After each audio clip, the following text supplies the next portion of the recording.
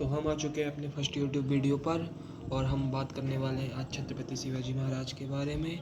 उनके बारे में बात करने से पहले सभी वीडियो को लाइक एवं सब्सक्राइब कर दीजिए और बेल आइकन का बटन भी दबा दीजिए। छत्रपति शिवाजी महाराज का जन्म हुआ था 19 फरवरी 1630 में तथा इनकी माता का नाम था जीजाबाई और इनके पिताजी का नाम था शाहजी भोसले। इनके 2 भाई थे जिनके बारे में हम आगे वीडियो में बात करें।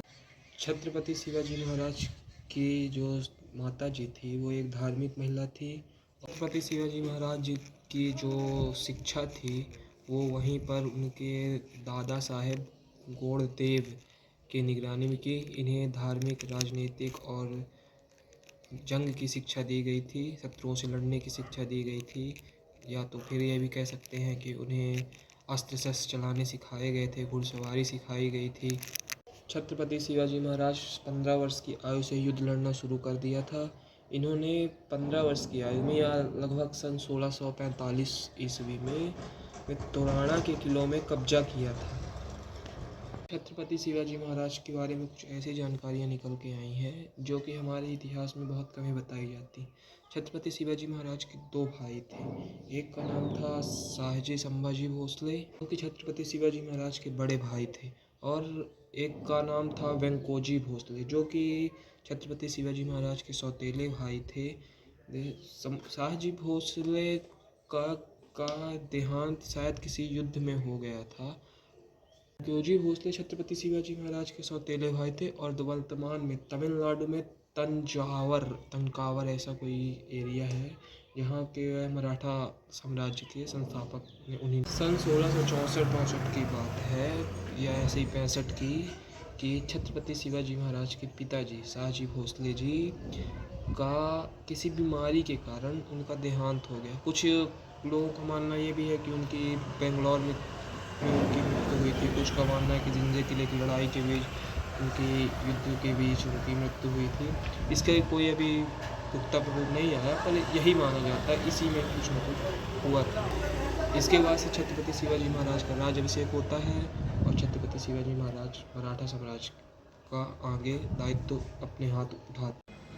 सन 1959 की बात है कि बीजापुर के सेनापति अफजल खान को छत्रपति शिवाजी महाराज को मारने के लिए भेजा गया था।